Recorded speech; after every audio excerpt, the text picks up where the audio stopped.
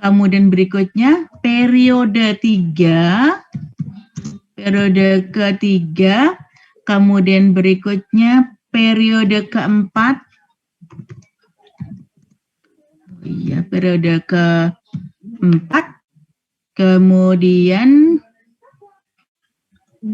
berikutnya unsur zat radioaktif. Nah, ini dia. Nah, radioaktif gitu. Ya, ini dia. Jadi inilah yang akan kalian pelajari, ini yang harus kalian kuasai untuk kimia unsur. Nah, nanti di akhir baru saya akan berikan materinya. Ya, rangkuman materinya baik dalam bentuk Word maupun dalam bentuk PPT. Tapi setelah kalian belajar ini, setelah kalian mencari ini. Gitu ya. Oke. Nah, apa yang harus kalian cari untuk gas mulia? Ini dia. Jadi, kalian harus tahu siapa saja anggota gas mulia dan konfigurasi elektron. Nah, kalau saya tanya susah atau tidak? Tidak. Susah atau tidak? Tidak kan? Tidak. Bentar. Karena kalian sudah mempelajari itu di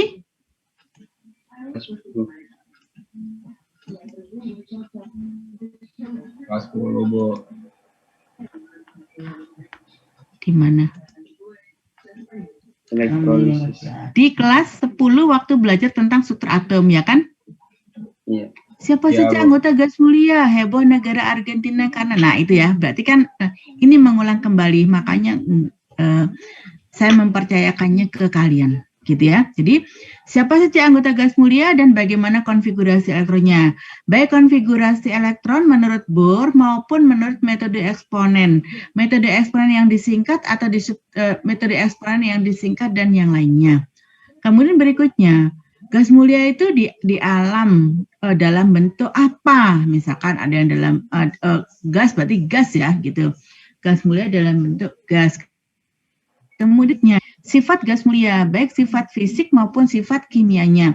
Sifat fisiknya bagaimana, sifat kimianya bagaimana. Kemudian senyawa gas mulia. Nah, ini loh.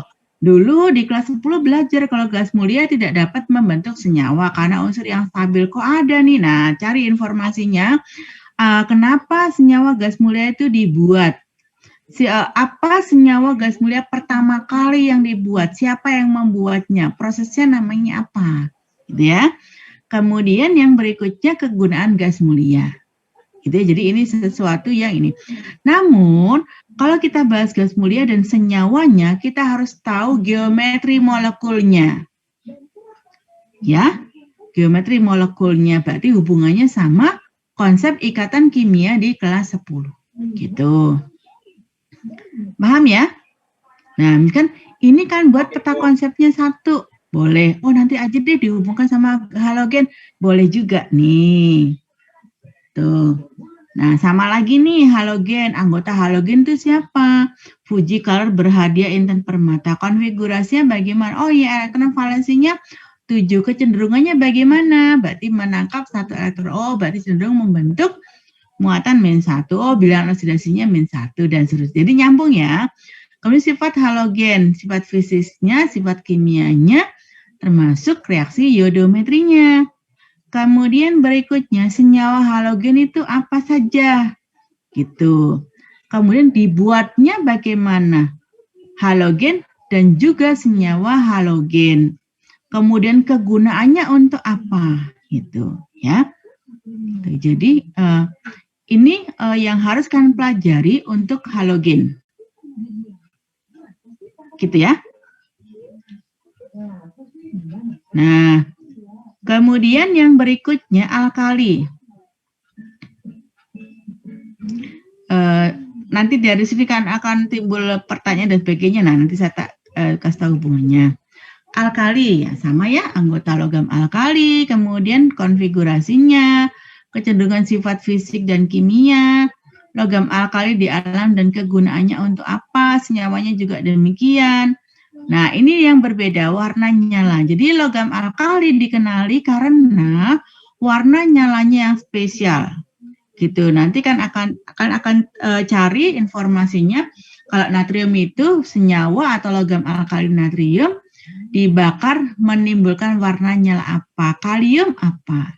Terus kenapa kemudian kalau warna nyalanya berbeda-beda itu dihubungkan dengan kegunaannya untuk apa, gitu ya. Kemudian berikutnya ada pembuatan logam alkali.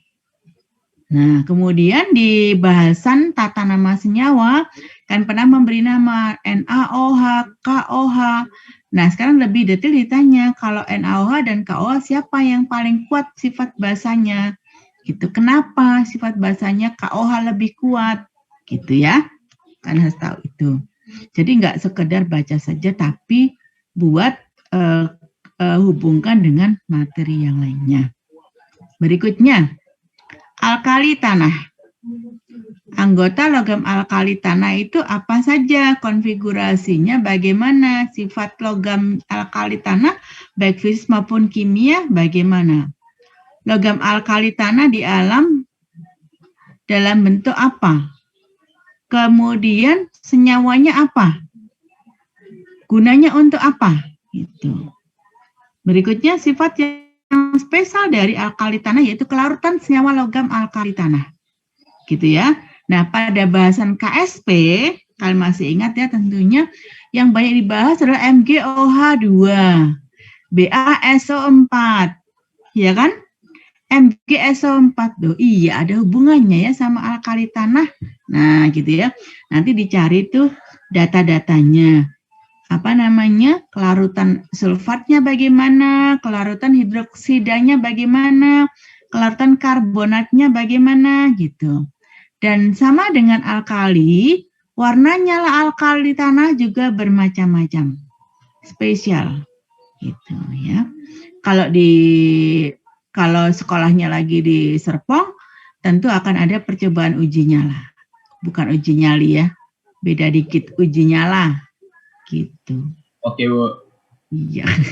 Nah, berikutnya yaitu pembuatan logam alkali tanah dan juga senyawanya. Selesai saya. Gitu gampang kan? Gampang. Pasti gini, pasti Bang Dim. Enak di lo, gak enak di gue gitu ya. Bu, ini belajarnya dari Ya mana, itu Bu? makanya. Kita Kenapa? nyari, benar-benar nyari sendiri apa dari alkali? Enggak di sini nih. Nah, kan cari di Kimia. Oh iya.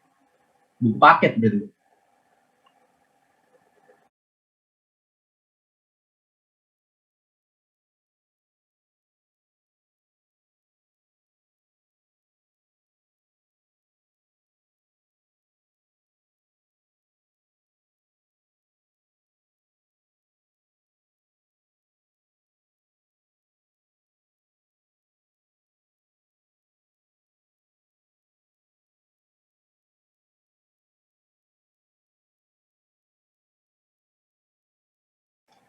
Bu.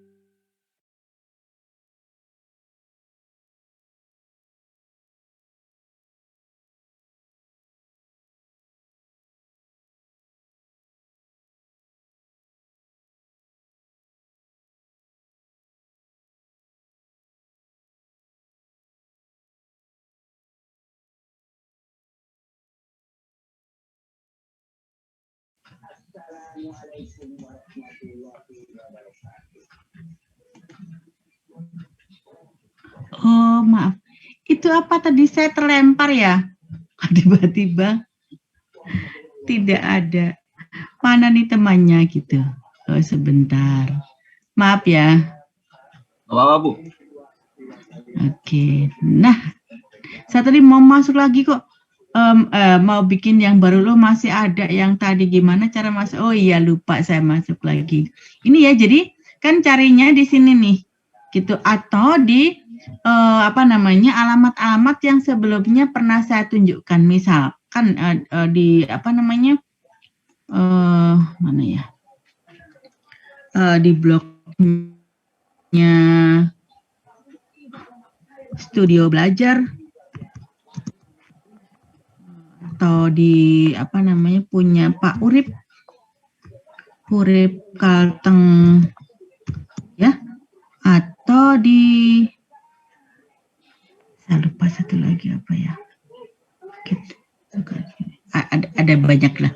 Jadi carilah misalkan sumber-sumber yang mudah didapatkan. Jadi kalau misalkan memang harus login pakai Facebook, pakai Google, pakai LinkedIn, udah tinggalin aja yang bisa di copy saja, gak apa-apa di situ.